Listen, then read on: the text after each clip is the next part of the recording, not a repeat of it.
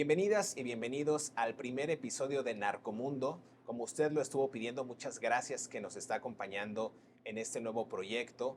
Y pues este proyecto no sería tal hablar de las entrañas del crimen organizado. Hemos hablado en el pasado de varios criminales como Damaso López Serrano, el Minilic, Joaquín El Chapo Guzmán, Ismael El Mayo Zambada. Y bueno, ahora en esta nueva etapa vamos a seguir abordando cada uno de los temas en este acontecer criminal que parece no terminar en México. Y este programa, insisto, no sería tal sin la ayuda y sin el conocimiento de mi gran querido amigo, el colega periodista Jesús Lemus Barajas, autor de varios libros acerca de narcotráfico y sus nexos con la clase política y empresarial. Mi querido Jesús, muchas gracias. El nuevo episodio ahora de Narcomundo en esta nueva versión en YouTube. Gracias por el apoyo y gracias por tu conocimiento y por estar aquí en este nuevo proyecto. No, hombre, gracias a ti, José Luis, gracias a nuestra audiencia que nos acompañan en esta nueva aventura, en esta segunda parte que vamos a reiniciar en este proceso para seguir contando las historias del narcotráfico, historias que, como lo hemos dicho, José Luis, no se cuentan en cualquier lugar. Y no se cuentan porque, pues, necesitas tener conocimiento de la materia, ser periodista a profundidad y, por supuesto, sin ningún tipo de compromiso. Yo te agradezco esta posibilidad que me das para poder platicar con nuestra audiencia sobre lo que no van a encontrar en medios de comunicación relacionado justamente al mundo del narco. Y ahora vernos cara a cara, porque no teníamos la oportunidad, grabábamos a distancia, y ahora en este nuevo concepto en YouTube vamos a tener la oportunidad, al menos de tener las reacciones e interactuar, porque eso es lo que quería la gente, es lo que quería el público, mi querido Jesús. Sí, a final de cuentas es muy distinto verte en persona, José Luis, porque pues, ya me acordaba cómo eras. Ya me la creo que estoy platicando así contigo. Verte en persona, ver las reacciones, por supuesto, y sobre todo explotar todo ese conocimiento que traes del tema. Pues si te parece, vamos a empezar, mi querido Jesús. Se nos están yendo muchos de los temas que teníamos en la agenda y creo que uno de los principales es la guerra en Sinaloa. Ya van más de 9 meses de guerra después de que en este hecho fatídico, recordarás cuando Joaquín Guzmán López entrega a pues, quien fuera su padrino, ¿no? Ismael El Mayo Zambada, lo hace con una serie de personajes, en una serie también de acontecimientos que siguen siendo extraños. Entre ellos por ahí estaba la presencia del gobernador de Sinaloa, Rubén Rocha Moya, Héctor Melesio Cuen también, quien fue el exrector de la Universidad Autónoma de Sinaloa. Y bueno, una serie de situaciones un tanto inconexas, pero que dan pie a esta guerra fratricida entre las facciones de la Chapiza y la Malliza. ¿Qué podríamos decir, mi querido Jesús, en esta guerra que parece no cesar y que los únicos perdedores es el pueblo sinaloense? Creo que tú la calificas muy bien, José Luis, una guerra fratricida, porque pues, son fraternos, el Chapo Guzmán y el Mayo Zambada, hermanos de la vida. Tú los recordarás cuando se forjaron allá en la historia, en 1982, cuando formaron parte del cártel de Guadalajara, que estaban justamente a las órdenes de Rafael Caro Quintero. Y ahí se hizo hermano el Chapo Guzmán del Mayo Zambada. Y ¿quién iba a pensar que aquella fraternidad que nació un día con el Rayo de Sinaloa, sí, con el Güero Palma, con Humberto Rodríguez Bañuelos, con el Cochiloco, o sea, toda esa banda, que era una verdadera familia, ¿quién iba a pensar que que nos iba a tocar a ver el final de ese grupo? Y termina, aquí yo voy con pies de plomo, José Luis, respecto a si Joaquín Guzmán López entregó a su padrino, al señor del sombrero, al Mayo Zambada. Hay todas muchas cosas, como tú bien dices, inconexas, que debemos de ser también muy cuidadosos, pero de que sí hay hechos reales como la participación de Melesio Cuen, de Rubén Rocha Moya, el Chapito, ajá, Joaquín Guzmán y el propio Mayo Zambada en una reunión, eso es innegable. ¿Qué pasó antes de esa reunión? Pues todas son conjeturas todavía porque no hay una versión oficial. Periodísticamente hemos ido deshebrando la historia por parte de testigos de los hechos, de que el que convocó esa reunión fue justamente el Mayo Zambada a petición de los agentes de la DEA porque querían establecer unos principios básicos del Mayo Zambada, quería dejar su testamento político, narcopolítico en Sinaloa, y por eso llama a sus dos operadores políticos, que era Melesio y era Rubén Rocha. Claro. No se esperaba, por supuesto, el Mayo Zambada no esperaba la presencia de Joaquín Guzmán. Y ahí está la confrontación. Hay muertos, que seguramente los vamos a platicar. Hay muertos, hay balazos, pero termina siendo subido el Mayo Zambada a una aeronave de la DEA, empujado justamente por Joaquín Guzmán López. Pues fíjate, hay algo ahí bien preciso, porque esta historia todavía no se termina de contar bien.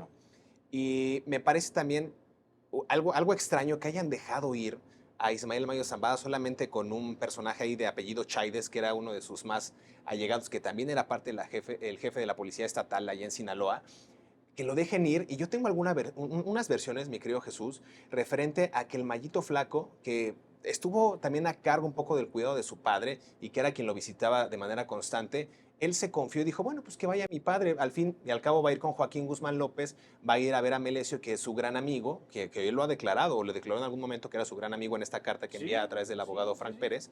Y por eso no hubo tanto ruido o tanto celo de que fuera a entregarse a esa reunión, que fuera, perdón, a llegar a esa reunión. Y vemos que al final termina siendo traicionado por este sujeto, por Joaquín Guzmán López, quien en algún momento también le juró lealtad al grupo. Es interesante ver la jugada político-criminal, ¿no? Es interesante y es entendible el hecho de que Mayito Flaco haya permitido que su padre se reuniera. Oye, pues iba a reunir con el gobernador de Sinaloa. ¿Qué puede pasar en tu estado si está el gobernador? O Tú sea, lo pusiste, exactamente, ¿no? sí, o sea, que todo está controlado, ahí todo estaba controlado el tema. Entonces, el hecho de que termine en un avión el Mayo Zambada desencajado, porque así lo regala la fotografía, desencajado porque sin el rostro que refleja el Mayo Zambada únicamente señala que no sabía qué estaba pasando. Sí. Y no sabía qué estaba pasando porque justamente en el avión de la DEA, tú sabes, yo lo sé, hay versiones que indican que había por lo menos 2 hombres armados, agentes de la DEA, que eran los que mantuvieron al cuidado durante el vuelo a Joaquín Guzmán López y al propio Mayo Zambada. Esto nada más es el puro inicio para poder entender la guerra, porque luego viene el mitote, que hay que decirlo, el mitote es una de las razones por las que se han roto grupos enteros. Sí, sí. El mitote es el mito grandote, pues. Ajá. Y es muy dado, José Luis, no me lo puedes negar, entre los grupos del narcotráfico. Pues es que ahí empieza, ahora sí que pues el meollo del asunto, cuando se rompe esta relación. Pero fíjate que hay algo bien interesante. Bueno, ya se lleva a Joaquín Guzmán López presuntamente al Mayo Zambada, atado y demás, con apoyo de la DEA, del FBI, del Departamento de Justicia, quien haya sido, como dice la frase. Y luego ocurre algo muy interesante, que es la intención del Mayito Flaco de reunirse con el Chapo Isidro, con algunas de sus propios líderes de facciones internas como los Flechas MZ, la Sombreriza, etcétera, e inclusive con Iván Archibaldo y Jesús Alfredo Guzmán Salazar. Lo que hace el Mayito Flaco es tratar de llamarlos a un cónclave en el que no asiste, por supuesto, Iván Archibaldo. ¿Por qué? Porque Iván Archibaldo no confía ni en su propia sombra y dice, este cabrón me va a poner, ¿no? Este hombre me va a entregar a las autoridades como pues, mi hermano lo hizo con el Mayo Zambada, ¿no? Y lo que dicen, según algunas fuentes que tengo, es que el Mayito Flaco sí tenía la intención de alguna manera de conformar esta federación que en algún momento hubo, como lo hizo el Chapo Guzmán y el Mayo Zambada, de repartirse los territorios. E Iván Archibaldo no quiso y el Mayito Flaco lo tomó como un desaire, y es a partir de ahí, después de esa reunión a la que fueron convocados ellos, que empieza esta guerra en septiembre, es decir, semanas, meses después de un periodo de tensión. ¿Recuerdas que lo atrapan al Mayo Zambada, lo entregan y hubo como un silencio? Dijeron, ¿habrá guerra, no habrá guerra? ¿Tú cómo lees esa parte también? Bueno, hay que recordar el principio ese que dices, el de que el Mayito Flaco, pues es que le correspondía también el derecho de sangre. Sí. Y hay que recordar que en el mundo del narcotráfico, también. y de piso, por supuesto, derecho de piso y derecho de sangre. En el mundo del narcotráfico es una cuestión monárquica, ¿sí? Hay el rey, pues el que sigue como príncipe es el que asume como rey. Entonces, eso es en el mundo del narcotráfico y hay que entenderlo de esa forma. Por eso, si el Mayo Zambada ya había sido capturado o entregado ante el gobierno norteamericano, que no hay que desdeñar la versión de que el Mayo Zambada trabajó para la DEA y en un momento determinado dijo, ¿saben qué? Me quiero reunir, porque su otro muchacho, el otro hijo del Mayo Zambada, pues también es testigo protegido de la DEA en Estados Unidos, que no se nos olvide. El Vicentillo. Ajá. El Vicentillo, estamos hablando de Vicente Zambada Niebla, ¿sí? Que no se nos olvide que él es el primer testigo del cártel de la Malliza, que es el que negocia con la DEA para que entre en negociación con Joaquín Guzmán, que es el primero que negocia con la DEA para que su papá pueda entrar como un testigo protegido más y negocie. Claro. Cuando se da eso, el que automáticamente le viene el reinado, la corona del reinado del Mayo, pues es al Mayito Flaco. Claro. Y por eso el Mayito Flaco, cuando se va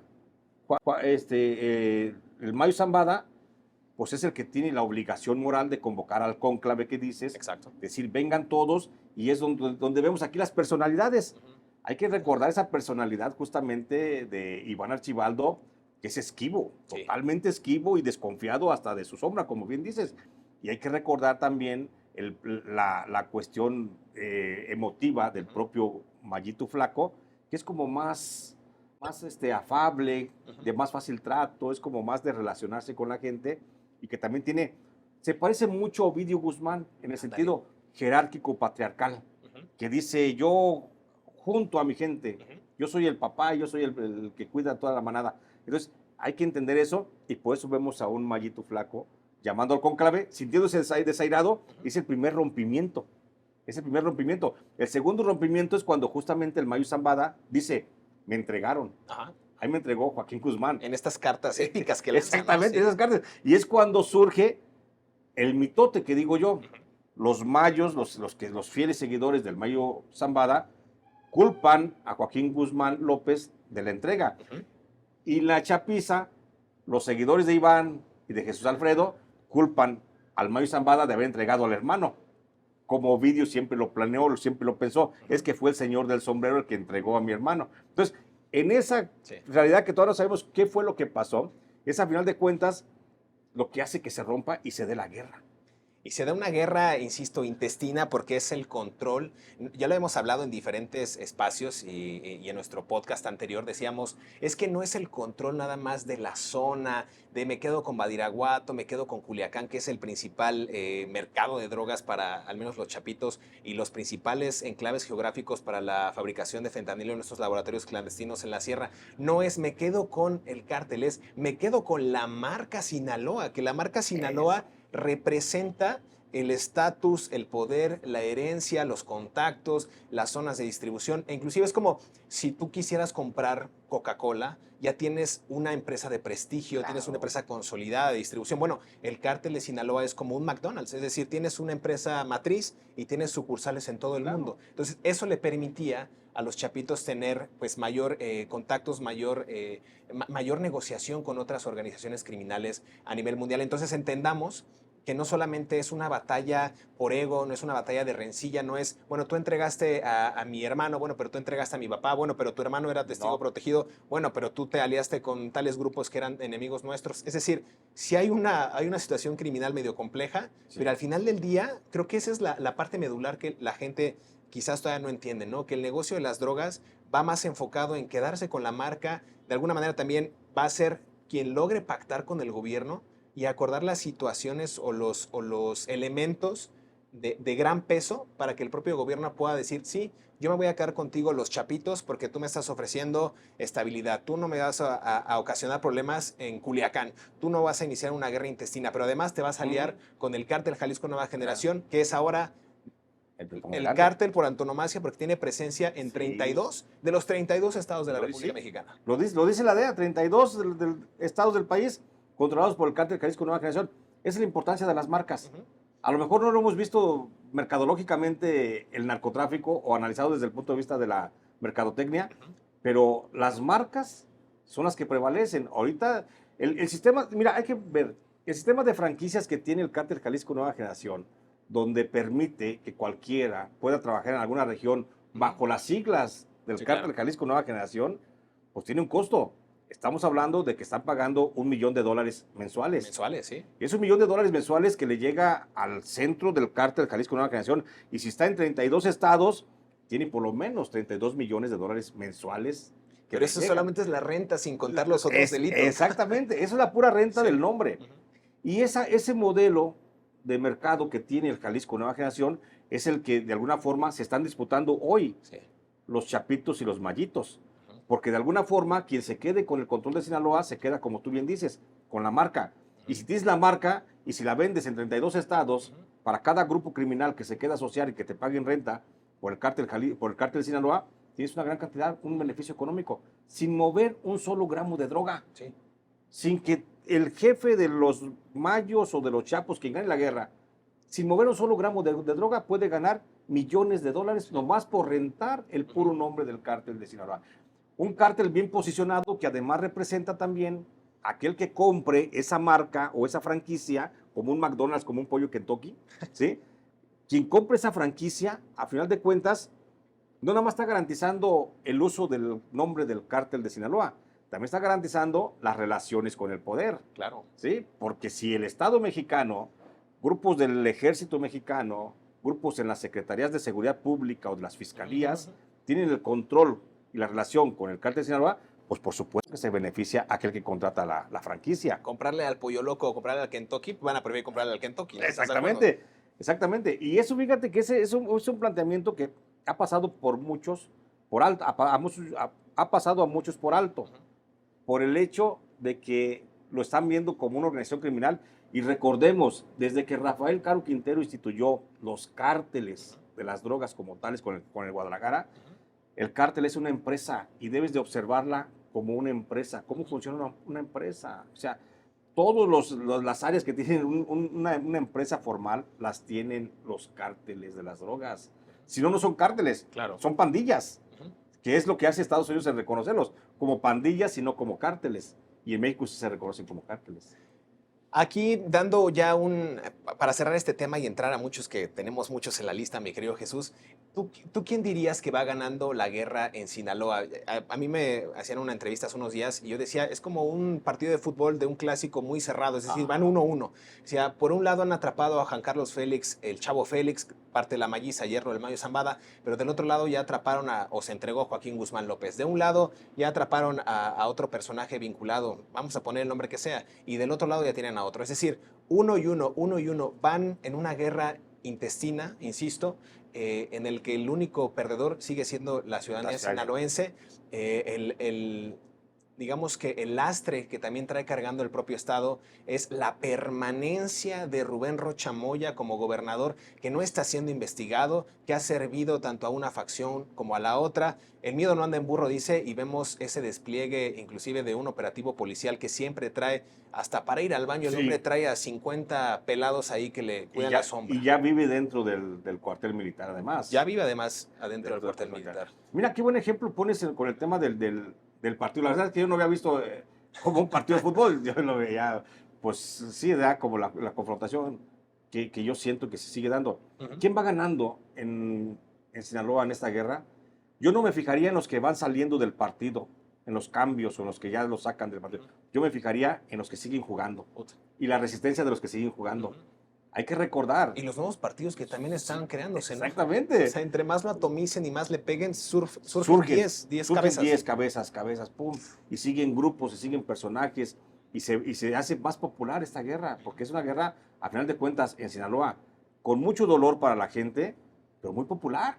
Una guerra muy popular donde los niños de primaria saben quiénes están peleando contra quién, saben quiénes son los cárteles. Yo diría que en estos momentos la guerra de Sinaloa la sigue ganando los chapitos. Los chapitos la van ganando por el hecho de la sociedad que tienen con el cártel Jalisco Nueva Generación. El Jalisco Nueva Generación está suministrando a los chapitos pues, hombres y pertrechos de guerra. Entonces, es una fuente inagotable. Si los Queenies, que es el brazo financiero del Jalisco Nueva Generación, le están invirtiendo a la guerra y le están apostando por los chapitos, los Queenies pueden tener más dinero que cualquier banco asentado en México. Así. Más que el Banamex, más que HSBC, más que cualquier banco, los Queenies tienen mayor cantidad de dinero. Y con ese dinero inagotable, ellos están financiando la guerra de los chapitos. Pueden durar 10 años de guerra. Los mallitos no van a aguantar. Ya estamos viendo que están teniendo problemas de suministro porque los caborcas se asentaron con la detención de Gil Caro Quintero. Exacto, sí. Ya el Caborca como que ya trastabilló porque Rafael Caro Quintero está más preocupado por la pena de muerte o por la cadena perpetua que por hacer que funcione su organización de Caborca. El Chapo Isidro está preocupado más también por la persecución que ya le trae la Secretaría de Seguridad Pública que por estar apoyando al Mallito. Y eso surgió porque se alió con la Malliza y recién tuvo un golpe, digamos, considerable porque entraron algunas zonas de Badiraguato y Jesús María, todos los comandos del Chapo Isidro, pero quizás eso fue contraproducente porque lo puso en el radar de las autoridades. Yo pienso que fue una mal estratagema, dicen en los juegos de guerra, ¿no? Yo pienso que fue una mala estratagema de este señor del Chapo Isidro hacer ese movimiento porque había sido uno de los capos más discretos, Sí. el Isidro Mesa. Ujú. Isidro Mesa estuvo detenido, salió por un amparo de una jueza que le dio a cambio de una lana, no se le volvió a ver y todo el mundo lo daba, hasta muchos decían, no, es que ya está preso. Ajá. El síndrome ese de Mandela, ¿no? Ya está preso, no es que lo detuvieron. No, espérame, está libre. Ujú. Y muchos en el gobierno mismo consideraban que estaba preso. Hay una joya de la Secretaría de Seguridad Pública del gobierno pasado, Ujú. en donde reconocen en una respuesta oficial que el Chapo Isidro está detenido, está en libertad. Como O sea, cuando daban por muerto a Nazario Moreno, ¿no? Que lo mataron 2 veces. exactamente, lo mataron 2 veces a Nazario Moreno y lo mismo pasa. Bueno, concretamente, el Chapo Isidro está preocupado y ahorita trae a la Secretaría a Omar García Harfuch, lo trae, pero Sí. detrás de él, ¿eh? Ujú. Y Omar García Harfuch, mira, tiene muchos vicios Omar García Harfuch. Ajá. Tiene muchos, a mi punto de vista, tiene muchas similitudes con Genaro García Luna. Pero A ver, espérame.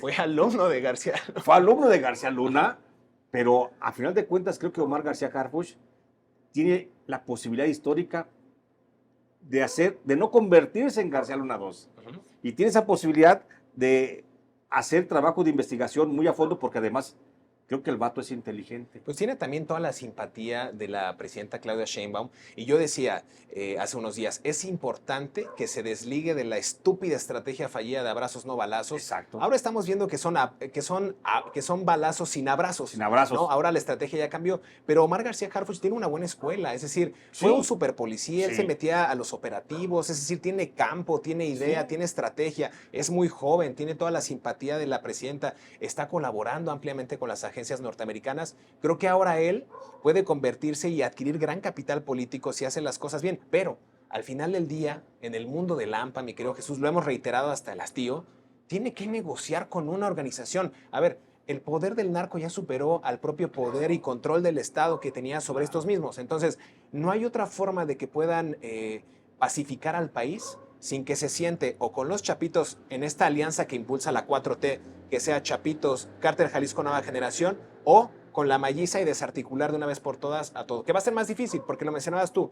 Detrás de los Chapitos está el Cártel Jalisco. Exacto. Y están los Queenies, que es todo el brazo financiero No, que es- permite el funcionamiento de este andamiaje criminal. Es que exactamente, mira, la mente criminal de quien dirija el Cártel Jalisco Nueva Generación, más en la mente financiera de Abigail González, que sigue detrás de los Queenies, y la guerrosidad Sí. de los Chapitos, no, esa es una combinación mortal. Ujú. Insisto, los mayos están con sus enemigos muy debilitados, los Salazar debilitados, Sí. los Caborca debilitados, el Chapo Isidro debilitado. No le queda opción. Por eso yo pienso lo que dicen algunas versiones que tú también has consultado, que dentro de la negociación del Mayo Zambada, que sigue haciendo negociaciones porque Sí. no quiere llegar a la pena de muerte, y eso seguramente lo vamos a platicar ahorita, dentro de eso hay un punto fundamental, ¿sí? Que es justamente la negociación para que el Mayito Flaco Ujú. pueda salir también airoso y alcanzar un estatus definitivo en Estados Unidos donde se salve Ujú. de la cárcel. Ujú. Entonces, yo pienso que los chapitos van a ganar la guerra. Y también lo hemos platicado porque también existe la probabilidad muy alta.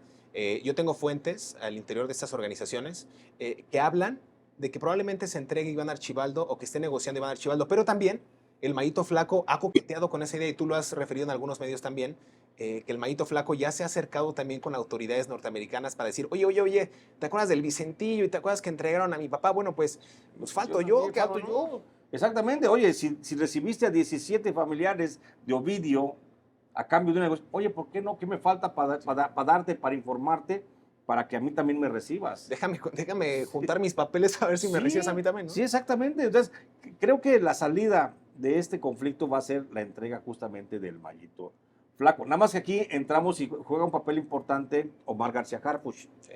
Porque Omar García Harfuch sería una cachetada en el hocico para Omar García Harfuch si se entrega Joaquín Guzmán, perdón, si se entrega Mayito Flaco Ajá. y los Chapitos. Puta. Porque ellos quieren entregarle a Estados Unidos una carta fuerte y decirle, mira, Trump, estamos haciendo nuestra labor, aquí están estos detenidos. Ujú. Entonces ellos quieren entregarlos en bandeja de plata como un trofeo de la Claudia Sheinbaum, que necesita urgentemente Sí. un trofeo, ¿eh?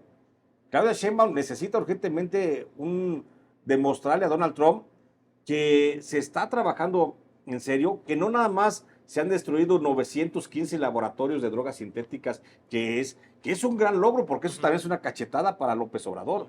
Porque aquí en México no se hacía fentanilo, No, aquí no existía no. fentanilo. Eso es un absurdo, ¿estás de acuerdo? Decía, fíjate a dónde llegó la tontería de López Obrador de reclamarle a los chinos que por qué estaban mandando fentanilo para México. Los chinos lo mandaron a chingar su madre. Sí. Por la vía corta, Sí. ni le respondió el chinito. Sí. Ya ves que de por sí se ve que es de pocas pulgas ese cabrón. Sí. No le respondió, lo mandó a chingar a su madre por la vía rápida. Y entonces dejó a López Obrador como un idiota, y más cada día cuando Harfuch destruye un laboratorio y dice, llevamos 915 laboratorios, dice Harfuch, de drogas sintéticas, pero de esos 915, 470 son de fentanilo. Eso es una cachetada en el hocico a López Obrador, ¿eh? Sí. Entonces, por eso te digo, aquí va a tener que jugar un papel fundamental la estrategia de García Harfuch. De decir, Harfuch está de acuerdo en que, hoy tú lo dijiste, hay una muy buena coordinación entre la secretaria de seguridad, entre la encargada de seguridad de la Casa Blanca y Omar García Harfuch. Fíjate que a mí se me hace como que andan como de novios. La Cristina Noemi y el García Harfuch ahí ya un romance. Se me hace como, no, es en serio, es en serio. Ajá. Además harían una buena pareja como de película, ¿no? Pues la gringa y el mexicano. Sí, sería una forma de que México colabore de alguna manera más Colabore con estrecha. Oye, pues sí estaría bien eso, ¿no? No, sí, pero digo, hay una buena colaboración entre la gringa y el mexicano. Y en este caso, creo que Omar García Harfuch va a dar la última, es el que va a decir la última palabra en cómo entregar a los chapitos y al mallito, o por negociación, o que le den chance de capturarlos. Okay. Porque si los captura, te digo, se va a catapultar, ¿eh? Porque va a ser el que terminó con el cártel de Sinaloa. No, y de alguna manera ese le daría el incentivo para decir que él fue el que pacificó al país. Y allí tiene un gran capital político porque está alejado de las dos administraciones anteriores, 3 administraciones. El inicio de la guerra del narco con Felipe Calderón a 11 días de haber asumido la presidencia, el crecimiento desmedido del cártel de Sinaloa mismo con la protección del gobierno de Peña Nieto y el sinsentido absoluto de López Obrador de ni siquiera tocar a los cárteles de la droga, en específico el cártel de Sinaloa y el cártel Jalisco Nueva Generación. Prueba de ello, las visitas a Badiraguato del expresidente mexicano, que iba sin protección, sin camionetas blindadas, bajaba, porque ahí la orden era, el presidente no te va a hacer nada, cabrón. O sea, el presidente apoya de alguna manera o da esa venia al crimen organizado de que no los va a tocar. Entonces, pues tú, ¿por qué atacarías al presidente, no? No atacarías a la persona que es buena onda contigo. ¿Estás de acuerdo? Entonces, yo creo que ahí Omar García Harfuch va a tener un muy buen incentivo para desligarse de todo eso y también, le insisto, será un buen capital político para el partido Morena, aunque también viene la parte turbia, ¿no? Que me gustaría que tocáramos en este episodio. Marina del Pilar, ¿no? Arturo Ávila, Américo Villarreal, Rubén Rocha Moya, personajes a los que muy probablemente algunos de ellos ya les han quitado, les han revocado las visas. Pues no más porque sí, ya ves lo que decía por ahí una alcaldesa en Baja California, no recuerdo bien de dónde era, pero decía, es que a Marina del Pilar le quitaron la visa porque es bonita y es trabajadora. Imagínate, si todos fueran bonitos y trabajadores, bueno, igual y a nosotros ya nos hubieran quitado la visa también, ¿no? Me habían quitado la visa y hasta la nacionalidad. Chingao, ¿no? O sea, a ese grado de cinismo fue esta declaración. Entonces, yo creo que también los narcopolíticos de Morena, en específico, hay en el PAN, hay en el PRI, hay en Movimiento Ciudadano, pero en el caso de Morena pesa porque es el partido ahora con hegemonía, ¿no? Política. Sí. ¿Qué va a pasar cuando Trump se dé cuenta que sí puede negociar con los narcos? Lo vimos. Negocia mejor con Joaquín Guzmán López, negocia mejor con Ovidio Guzmán López, con el Mayo Zambada, con Damaso López Núñez, con Damaso López Serrano, con Emma Coronel, con la Chapodiputada. Con todos ellos, ahora el gobierno de Estados Unidos confía más en el narco que en los políticos. ¿Qué va a pasar con los narcopolíticos? Fíjate que es un buen tema, mi querido José Luis. Me encanta porque provocas muy cabrón la información. Punto número 1 que dices, están de moda el que le quiten las visas a los políticos, pero ese es un discurso en México. Claro. Oye, le quitaron la visa. No, espérame, no le quitaron la visa. Está bajo un proceso de investigación. Claro. Y como parte de ese proceso de investigación es que ya no puede entrar a Estados Unidos. Por lo tanto, le quitan la visa. Entonces, aquí hay una cosa de fondo que ha pasado el discurso mexicano para no decir que a Marina del Pilar la están investigando en Estados Unidos. Oye, puso a la venta su residencia en San Diego. Pues sí, como Es no, un 5 esfortuito. millones de dólares hoy, por cierto. No, si para un pinche departamentito aquí en la Roma no nos alcanza, mano, ahora imagínate un... Imagínate, 5 millones de dólares. ¿De dónde salieron? Pues nada más recordemos quién es el señor Torres, el esposo de Marina del Pilar, ¿no? El señor Torres, hay que recordarlo que fue diputado federal en los tiempos de Genaro García Luna, el que le aprobaba, porque era parte de la comisión, de la Comisión de Seguridad Pública del Congreso, de los diputados. Coincidentemente le pasaba todo, no lo cuestionaba, todo tranquilo, le ponía pues tapete para que pasara García Luna. Pero hay que recordar que el señor Torres, el esposo de la señora Marina del Pilar, hay que recordar que era el emisario de García Luna en Baja California y que por él muchos grupos se asociaron, se allegaron a negociar con el gobierno estatal. Los Arellano Félix fueron los que recibieron primera protección porque el señor Torres fue el conecte con García Luna.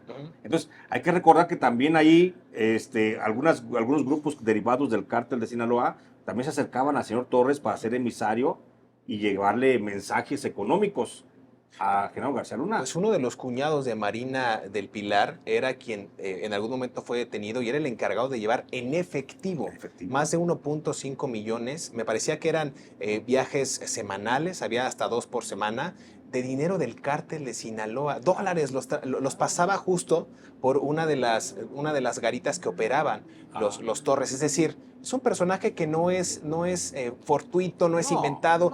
Tenían gran capital político y criminal. Eso es un delincuente el esposo de Marina del Pilar. Eso queda más que establecido. Y a él lo buscan en Estados Unidos justamente por el lavado de dinero que hace con recursos del narcotráfico para comprar propiedades en Estados Unidos, porque ese es un punto que no se ha dicho. Claro. Él es un broker, algo así le llaman, que mueve inversiones para comprar casas, propiedades, ranchos, tierras en Estados Unidos para los empresarios de dudosa procedencia en México. Entonces, así es como se hacen de la casa de 5 millones de dólares que está en San Diego, ¿sí? Y ese negocio de los bienes raíces, el señor Torres lo aplica luego también acá en la parte de México. El señor tiene un cártel inmobiliario que se dedica justamente a comprar propiedades baratas, criminalizar la zona, o primero criminaliza la zona, compra propiedades baratas, luego limpian y se va la plusvalía hacia arriba. O sea, es una estrategia que en Estados Unidos pues ya la vieron y que saben que es la de lavado de dinero, y por eso a Marina del Pilar, nada más por eso, está bajo investigación. Oye, si Torres, sin ser Marina del Pilar nada, hizo un emporio económico a partir de un cártel inmobiliario, ¿qué no podrá hacer con Marina del Pilar al frente de la gubernatura? Y ahí viene el tema. Y por eso, José Luis, para no ampliarme mucho, por eso viene el retiro de la visa como parte de no quiero que llegues a Estados Unidos porque estás bajo un proceso de investigación. Entonces, y aquí en México únicamente lo ponen como si fueran víctimas del nepotismo, no del nepotismo, de lo déspota de Donald Trump.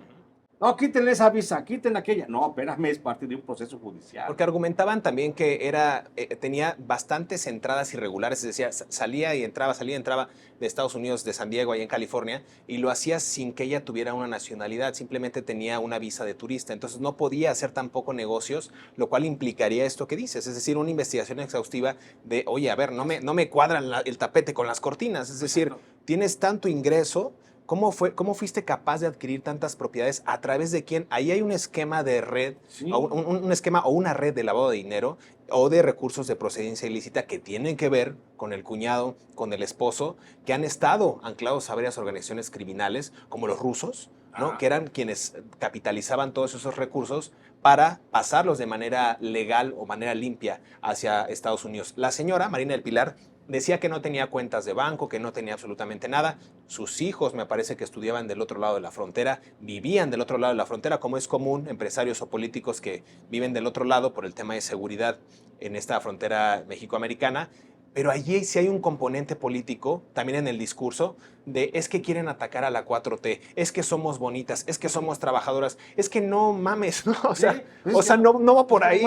O sea, no tendría razón de ser si tu partido no estuviera involucrado en actos ilícitos, en actos criminales, como este tipo de conceptos de lavado de dinero. ¿Estás de acuerdo? Sí, totalmente de acuerdo. Lo dijo la senadora Andrea Chávez de Chihuahua, que Marina del Pilar, pues era como muchos de ellos que iban a visitar sus casas, que muchos de ellos tienen allá. Decía Andrea Chávez, pues no es normal que tenemos doble nacionalidad o que entramos y salimos y... A ver, tú y yo no... No, eso no es normal. Los mexicanos pues, estamos en México, Claro. no tenemos propiedades en Estados Unidos.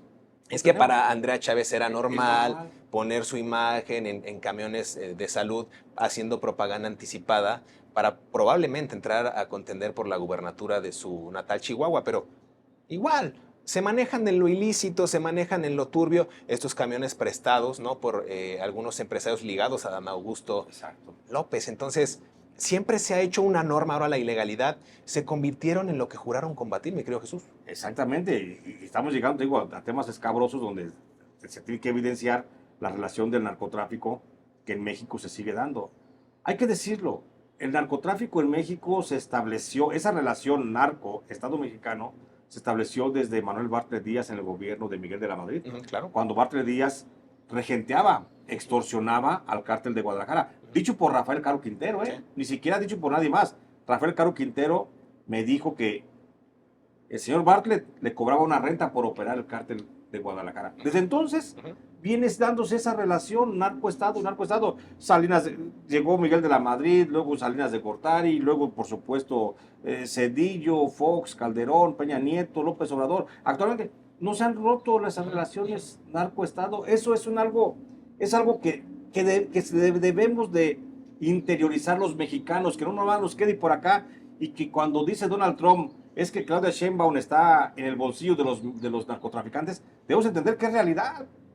Es realidad lo que está diciendo el presidente Donald Trump, que ya sabemos cómo es su discurso, ¿no? Claro. Da 2 nalgadas y un apapacho. Nalguea a la presidenta, digo en sentido metafórico, Claro. diciéndole que está con el narcotráfico y luego dice que es una persona muy amable, que es muy inteligente. Y acá en México el discurso de la 4T se queda con que es muy inteligente. Claro. ¿Sí? Pues agarran lo que les conviene, ¿no? ¿Estás de acuerdo? No van a decir eso.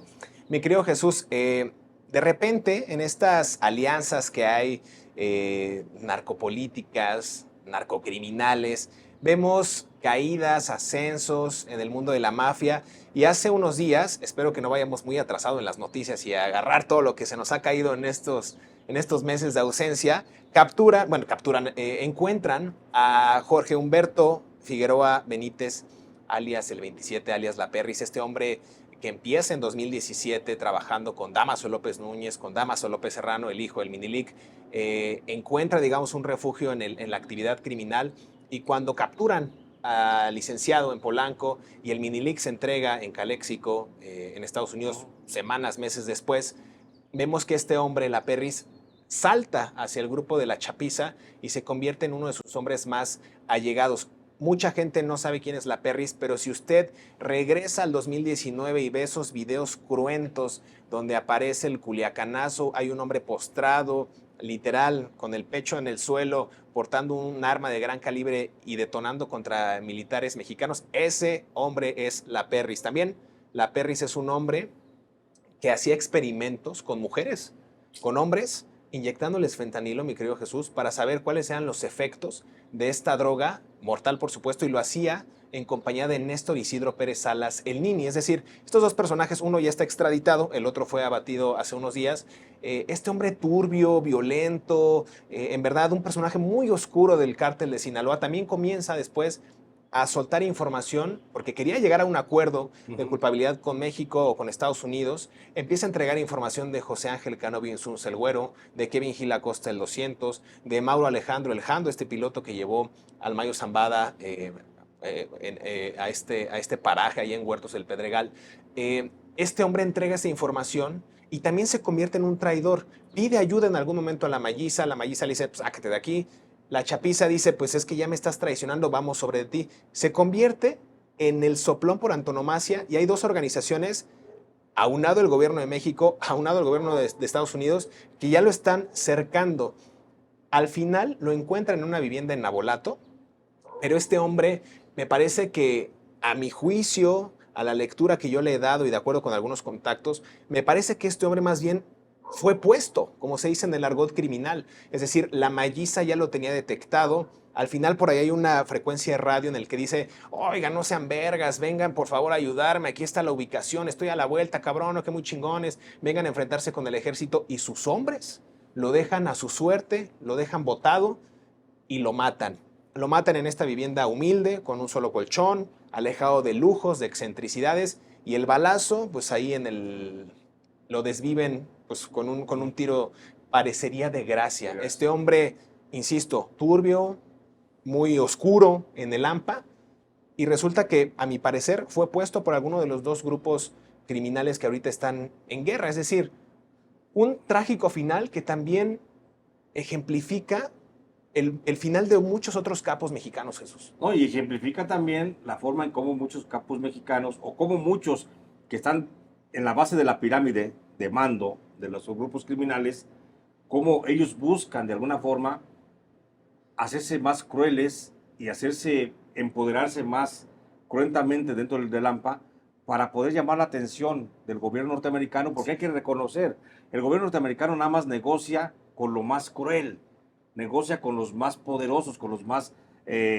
despiadados criminales. Oye, la entrega a los 29, el Z40, Z42, Caro Quintero, ahí están los más potentes. Los más potentes. Negocia con ellos, llega a acuerdos. Si eres un narcotraficante, y eso está muy establecido en el mundo criminal, si eres un narcotraficante de poca monta, eres el chofer, eres el mandadero, es el que lleva la droga, eres la mula, nunca va a negociar Estados Unidos contigo. Nunca va a negociar. Y tu suerte está destinada a que si un día te detiene el gobierno norteamericano, vas a pasar los días de tu vida allá, sin posibilidad de negociación, porque no eres más que un tlacuache con la pelona, como le llaman ellos, un tlacuachillo con la pelona. El caso de la Perris creo que refleja o revela de manera muy precisa cómo es el pensamiento criminal.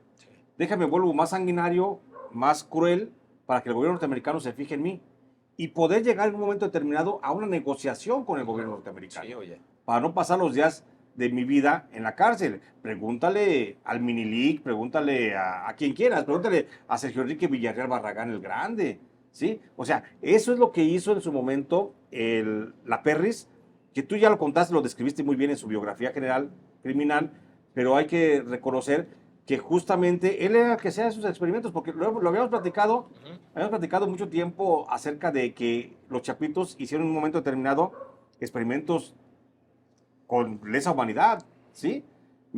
Sacando fentanilo. ¿Sabes qué? Ponle 3 gramos porque se muere más pronto. Sí. Quítale, súmale.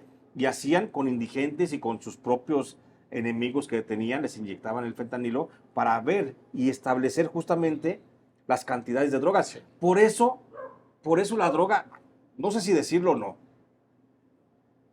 bueno, lo tengo que decir.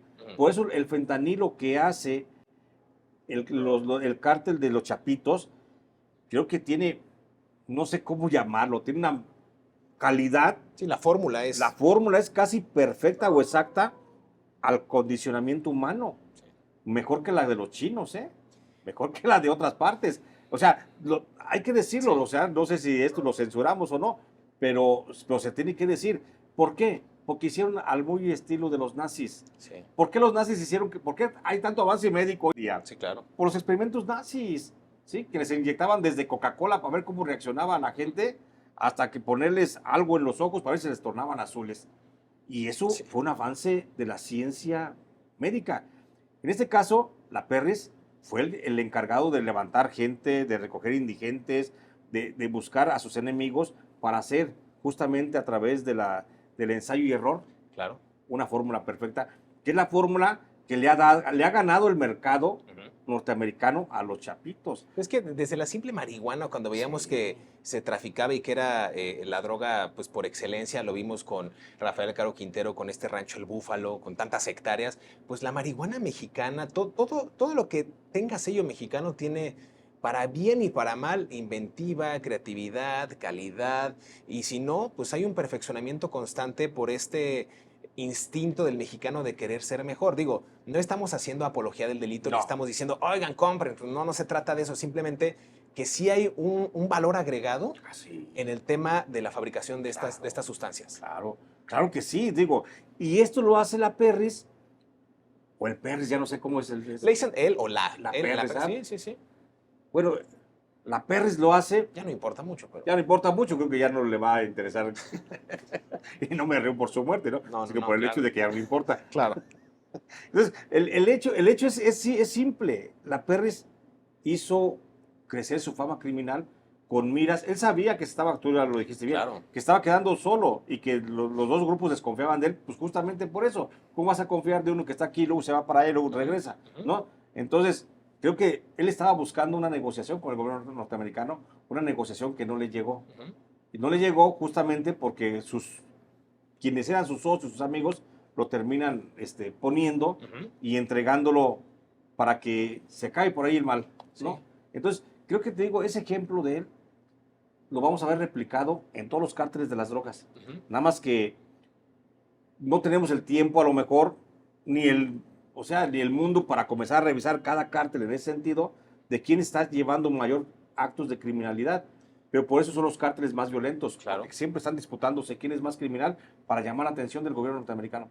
Si Estados Unidos no negociara con los narcotraficantes, no habría tal nivel de violencia en el país, no habría tal nivel de terrorismo. Es decir, los narcotraficantes serían narcotraficantes y punto, Ajá. nada más.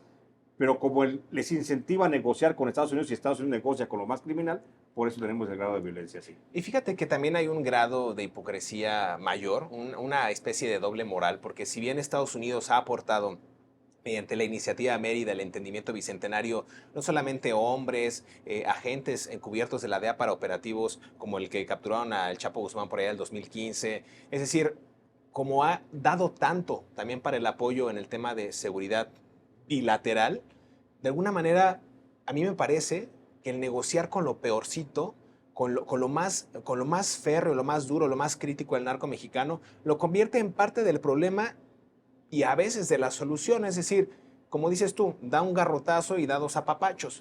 Creo que allí el gobierno de Estados Unidos históricamente ha solapado a los grupos del crimen organizado al dotar sus propias empresas de armas, ¿no? El tráfico ilícito de estas para que ellos mismos combatan. No se entiende el uso de las armas y la violencia tal en territorio mexicano sin ese aval o sin ese auspiciar del gobierno de Estados Unidos. Entonces creo que en esa relación un tanto incómoda, Estados Unidos tampoco ha querido poner de su parte para acabar con los cárteles de la droga. Es decir, el mayor consumidor de drogas en el mundo es Estados Unidos. ¿Quiénes consumen drogas en Pensilvania, en Los Ángeles, lo mismo en Chicago que en Nueva York y los ves tirados en la calle? Pues son los estadounidenses, que para mal han estado pues, en el ojo público y han sido catalogados como personajes con problemas de salud pública, sí, pero nos encontramos con un sector grande y ferviente que sigue patrocinando, auspiciando, transportando inclusive la droga. ¿Dónde están los empresarios? ¿Dónde están los cárteles de la droga estadounidenses? Porque cuando llega la droga del otro lado de la frontera,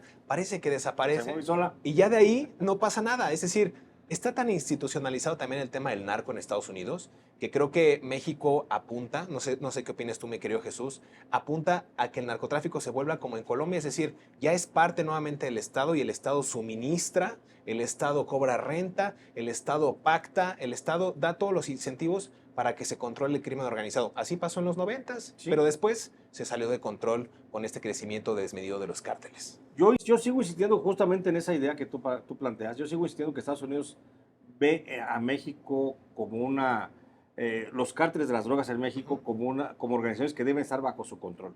Y ese es realmente el sentido de la DEA. Controlar, administrar justamente las drogas. ¿Cuánto pasa, cuánto no pasa? Y bueno, en ese sentido, por eso Estados Unidos siempre tiene interés en actuar en México. Tú hablabas del plan, el acuerdo bicentenario, que fue el plan Mérida. Y hoy está en la mesa de la negociación un plan Mérida 2.0 para México. Claro. Viene un plan Mérida. ¿Qué viene? Vienen por lo menos 30 millones de dólares mensuales para que México se equipe en materia de combate al narcotráfico. Esto, por supuesto, que lo ha dejado entrever la presidenta Claudia Sheinbaum, pero ya está en negociación la Secretaría de Seguridad Pública. Omar García Harfuch, que es el primer secretario de Seguridad Pública en México, que no tiene una policía federal, sí. Omar García Harfuch dice, sí voy a recibir 30 millones de dólares mensuales para hacer mi propia policía. Ajá. Ya comenzó a hacer su policía. Y empezó el reclutamiento también. Ajá. La Unidad Nacional de Operaciones. Porque hasta hoy Si Omar García Harfuch quiere hacer un operativo, tiene que pedirle elementos a la Marina, a la Guardia Nacional o a la Fiscalía General de la República. Que por ahí dicen mis fuentes que tiene pique con varios de esos, claro, con el ejército, con la claro. Marina, porque ven que tiene mucha voluntad política. A ver, no estoy patrocinando a Omar García Harfuch ni le estoy haciendo Que sería una bueno, campaña. que sería bueno. Que sería bueno Omar. No, pero que con Omar ya nos conocemos muy bien. No, creo que ahí hay un choque de Omar García Harfuch con algunas de las instituciones y algunos de los titulares de la Marina, la Sedena y demás, porque ven que sí hay voluntad política, pero en el plan que trae Omar García Harfuch de campo, de estrategia, de investigación, bueno, recordemos que parte del CISEN pues fue su casa, su empresa. Casa, ¿no? ¿sí? Entonces, él quiere hacer cosas, pero a veces la voluntad de los otros dice, oye, pero me vas a tocar Es este que ya- interés, me vas a tocar esta otra cosa. Porque Omar, hay que recordar simplemente la primera chinga, que fue un aviso. Híjole. Los 11 de guachicoleros de la Guardia Nacional, Sí, eso Omar los vio y dijo, hey, va para atrás. sí. Y no se lo dejó pasar. Caló. Y le escaló. Le pegó duro a la Guardia Nacional. Y eso es lo que tiene miedo la Guardia Nacional, los titulares de la Guardia Nacional, de la Defensa y de la Marina. Oye, pero te voy a provocar tantito. A ver. Pues ya no había huachicol en México. Ya no existía el huachicol. Ya no existía. López Obrador dijo- lo combatió y Dijo- ya no había huachicol. Ahora hasta la Marina, hasta la Guardia Nacional está en el huachicol. 11. 11. Pero ese acto de 11 y dos tenientes, dos tenientes controlando el control de la seguridad de las pipas de huachicol, ese fue un acto deliberado de Omar García Harfuch para ventilar, para decirle, pum, porque sí, efectivamente, tus fuentes van de acuerdo también con las mías que refieren que hay un choque.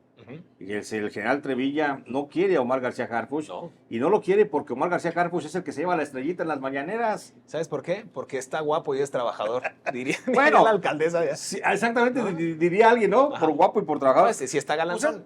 Sí es trabajador, sí es trabajador, sí es trabajador el vato. Sí. Sí es trabajador.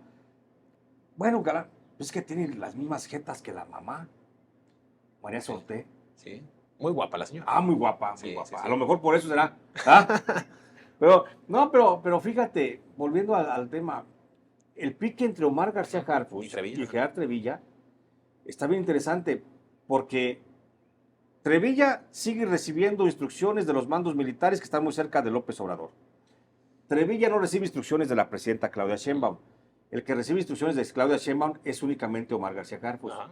Y tiene todo el respaldo de la presidenta, y Omar García Harfuch hace operativos con elementos de la Marina, de la Guardia y de la Sedena, y le dan resultado. Sí. Y él se cobija el triunfo como elementos de la Secretaría de Seguridad Pública. También hay que decirlo, o sea, muchos de los operativos que hace Harfuch, muchos ya traen instrucción de arriba, Sí. de Estados Unidos. Es decir, ya tenemos mapeados a estos criminales, ya hemos visto que hay algunos laboratorios clandestinos de fentanilo en la Sierra de Durango, de Sinaloa, en Guerrero, cáele. Y entonces ahí es donde da el madrazo y sí se corona, no todos, pero hay algunos ya muy específicos que traen muy bien mapeado Estados Unidos y que logra dar ese avance y evidentemente se le pone una estrellita en la frente a Omar García Harfuch. No me quiero ir de este episodio que ya casi se termina, mi querido Jesús, sin que hagamos, no vamos a decir predicciones, pero sí hay ciertas hipótesis que hemos tú y yo planteado y que han sido, parecería que escritas así a mano, a mano.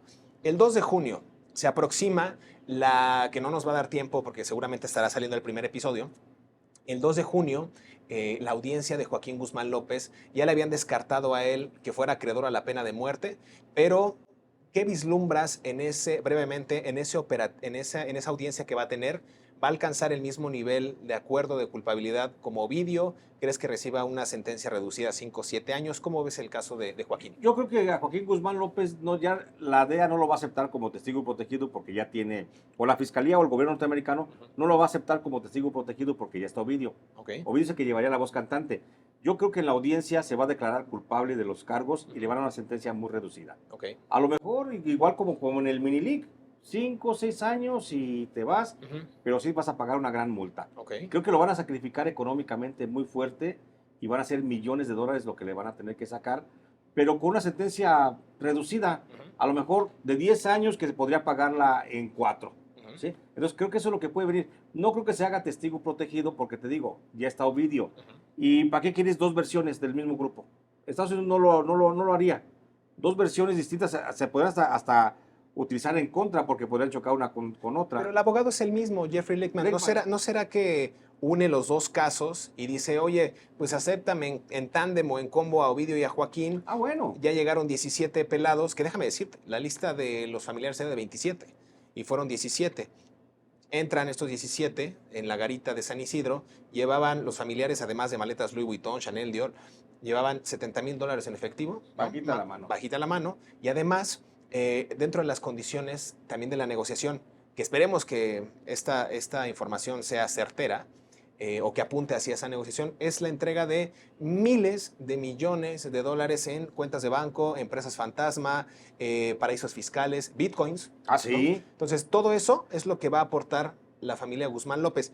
Coincido contigo, podría parecer que Joaquín es una pieza adicional a Ovidio, porque Ovidio fue más mediático, pero podría encaminarse quizás la estrategia legal para proteger al hermano.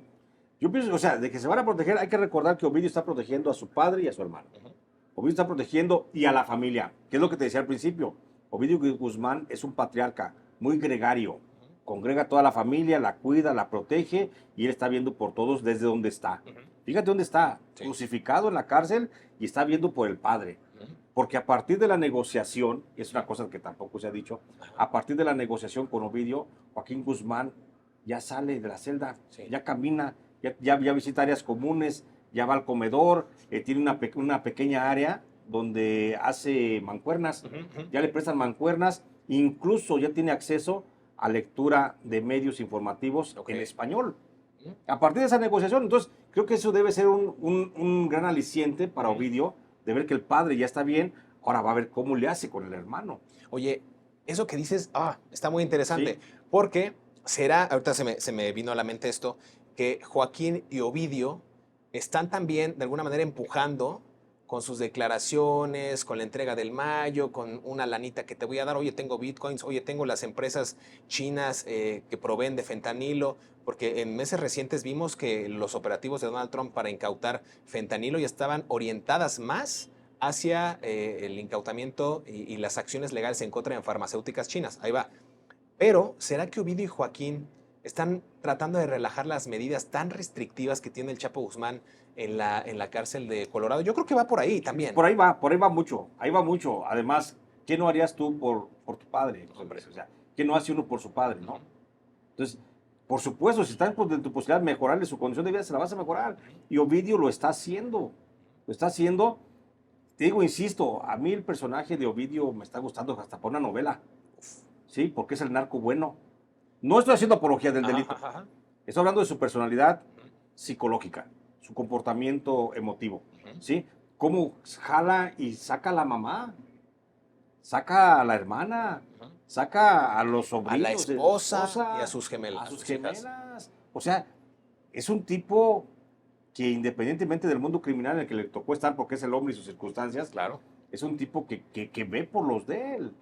Y eso no lo vemos. Yo no tenía ningún antecedente de un narcotraficante que viera que va hasta por el cuñado.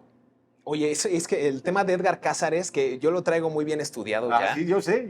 Él, o sea, es sobrino de Blanca Margarita Cázares. Ajá. Espero haber dicho bien el nombre. Pero este hombre también salvan al cuñado. Y el cuñado estaba ya también como en la mira de Estados Unidos por el tema del lavado de dinero del cártel de los Chapitos. Y dices, cabrón, este en verdad se fue para agarrar todas las piezas de personajes que pudieron haber sido investigados, incluida su propia esposa, Sí. Adriana Mesa Torres, que Claro. no se explica, es como el caso de Emma Coronel, no se explica el estilo de vida que ellas llevan sin que volteen a ver a sus parejas sentimentales o a sus Claro. esposos. Es normal, yo creo que la esposa pues tampoco iba a preguntar de dónde sacaron la camioneta o la casa, ¿no? No. Así lo dijo en alguna ocasión, la vez que le entrevisté a Sandra Ávila Beltrán, decía, es que si vienen ahorita y me regalan una casa y un carro, pues yo no voy a preguntar dónde lo sacaron, ni me importa. Yo creo que es lo mismo que pasa Sí. con las esposas, ¿no? Pero, a ver, 2 de junio, Joaquín, esperemos que no nos gane un poco el tiempo. ¿Qué vislumbras ahora en el caso? Perdón, ¿ibas a decir algo? No, es que siempre nos queda algo en el tintero para hablar de eso, pero no, vamos al tema y luego ampliamos. 2 de junio, Joaquín, Sí. Guzmán López, pero el 16 de junio, que yo creo que sí Uf. llegamos, el Mayo Zambada, vamos, ¿qué pasará? ¿Pena de muerte o negociación con...? Negociación. Ok. Negociación. El Mayo Zambada, si le dictan pena de muerte al Mayo Zambada, se les va de un coma diabético. Ahí, Sí. ¿dónde está? Ahí, así. El gobierno norteamericano tiene ahorita la responsabilidad de la seguridad la salud del propio detenido. No le puede dar, le da un infarto al Mayo Zambada. Si le dicen vas a la pena de muerte, le da un infarto. No van a ir a la pena de muerte por el Mayo Zambada. Van a ir por la cadena perpetua a lo mejor, van a hacerlo más suave para apretarle un poquito las tuercas y decir, vamos a la negociación. Okay. El Mayo Zambada, ¿desde cuándo está queriendo negociar? El Mayo Zambada, desde que por eso se entregó. ¿Sí? Por eso llegó a la cita con la DEA, porque esa es la intención. El error del Mayo Zambada fue haber dicho, es que me secuestraron. Sí. Al haber lanzado la carta, y fue cuando lo castigó la DEA. Por hocicón, paz, le dio un estate quieto. Entonces, en este caso, el Mayo Zambada, lo que le queda es la negociación. Él aspira, él desea la negociación a costa de lo que sea. No quiere estar en prisión, por supuesto. Le van a decir, te vamos a dar la cadena perpetua, pero ¿qué negocias? Y va a poner lo que tenga que poner. Que se pongan a temblar todos los políticos mexicanos, Júralo. porque por más de medio siglo el Mayo Zambada fue el capo por excelencia, administraciones priistas, panistas, la cuarta transformación, todos están en parece ser que en un almanaque en el que te puede decir con santos y señas quién, cuánto y da cómo. Exactamente. ¿No? Yo pienso que en esa audiencia de la que tú haces referencia, vamos a llegar y vamos a ver un Mayo Zambada declarándose responsable, culpable de los cargos, y el gobierno norteamericano entra en negociación con él para hacerlo testigo protegido, porque le conviene. Oye, si ya tienes la versión de Ovidio para ver cómo está la red, ahora agarra la versión también del enemigo, Claro. del Mayo Zambada, y cruza las versiones y vas a encontrar muchas más líneas de investigación. Y como dices tú, agárrate fiscal general de la República, agárrate Rubén Rocha Moya, Alfredo Ramírez Bedoya de Michoacán, agárrate Alfonso Durazo Montaño de Sonora. O sea, muchos gobernadores van a pasar noches muy sin sueño, ¿eh? Agárrate López Obrador, agárrate Peña Nieto, Rosa Isela, agárrate Calderón, agárrate Fox, todos, o sea, agárrense, ahora sí, agárrense todos, porque ahí viene ahora sí el verdadero acicate que tiene que aplicarse a los políticos corruptos. Va a ser una gran sacudida, y creo que puede ser la caída de la cuarta transformación, ¿eh? Llámame loco, pero si le dan pena de muerte a el Mayo Zambada, a mí me parece que, híjole, me voy a meter en una encrucijada. Yo sé que sí. Pero Yo sé que sí. nosotros dijimos, paréntesis, nosotros dijimos que el cártel Jalisco Nueva Generación se iba a liar con los chapitos. Sí. ¿Qué pasó? Se aliaron con los chapitos. Ahí va. Voy a tener mucho cuidado con esto. Pero siento que si le dan pena de muerte al Mayo Zambada, la familia Zambada es muy rencorosa. Mucho. No olvida. Así como la familia del Kiki Camarena no olvidó y le puso las esposas a Rafael Caro Quintero cuando recién llegó a Nueva York. Bueno, creo que la familia Zambada haría lo que fuera. Habría graves expresiones de violencia. Yo creo que hasta del otro lado de la frontera. Yo pienso que sí. Al saber que su padre, al saber que el patriarca lo van a sentenciar de muerte. Me cae que habría, no quiero sonar mal, pero ahí sí habría narcoterrorismo. Sí, yo también pienso, los objetivos norteamericanos en México serían muy claros. Por supuesto, habría manifestaciones públicas muy exageradas de violencia, y veríamos una guerra cruenta de la malliza contra el gobierno norteamericano, sí, contra todo lo que sea gobierno norteamericano. O sea, sí habría una grave consecuencia a la seguridad de Estados Unidos si se da la pena de muerte, sin duda. Qué fuerte, mi querido Jesús. Este fue el primer episodio de Narcomundo. La verdad es que muy entusiasmado de iniciar este proyecto. Ahora sí vernos las caras, porque podemos sentir la pasión, podemos sentir acá la saliva que llega de un lado a otro. Es decir, por supuesto. Creo que es parte de este ejercicio periodístico de hablar sobre temas que le interesa a la ciudadanía saber. Nosotros tenemos un tratamiento desde hace ya varios años. Bueno, tú eres un maestro, una eminencia en la cobertura del crimen organizado, corrupción y, en fin, una mezcla de la clase política con la delincuencia organizada, y va a ser un placer seguir platicando de estos temas contigo y compartírselo a la audiencia que realmente ya lo estaba pidiendo en el proyecto pasado, pero que ahora en este nuevo formato creo que promete más, y vamos quizás más adelante tener hasta invitados, platicar con algunos especialistas también del tema, y pues agradecerte como siempre el apoyo y la gran generosidad que tienes para no, conmigo. Al contrario, mi querido José Luis, tú sabes que yo aprendo muchísimo de ti. Me emociona escucharte, porque eres un periodista muy joven, pero con un chingo de conocimiento. Yo creo que tu espíritu periodístico es como de 70 años, sí, mi querido José Luis. Entonces, agradecerte esta posibilidad que me das de estar contigo, con tu gente, con nuestra audiencia, haciendo estas historias, porque te digo, Creo que el objetivo es eso, es contar las historias que no se cuentan en los medios normales Claro. de comunicación. Aquí estamos tomando por asalto prácticamente las redes sociales, pero al final de cuentas creo que es válido Claro. llevar el mensaje. Y pues muy agradecido por esta posibilidad y qué bueno que comenzamos porque ya de aquí, ya quién nos para, ¿no? ¿Quién nos para? Mi querido Jesús, por favor, que te sigan en todas las redes sociales. Sí, que me sigan en redes sociales, estoy en Facebook, en todo estoy como J. Jesús Lemus Barajas o J. Jesús Lemus en algunos. Póngale usted nada más J. Jesús Lemus y ahí le va a aparecer en Twitter, en Facebook, en YouTube, en TikTok. Instagram. En TikTok me corrieron los chinos.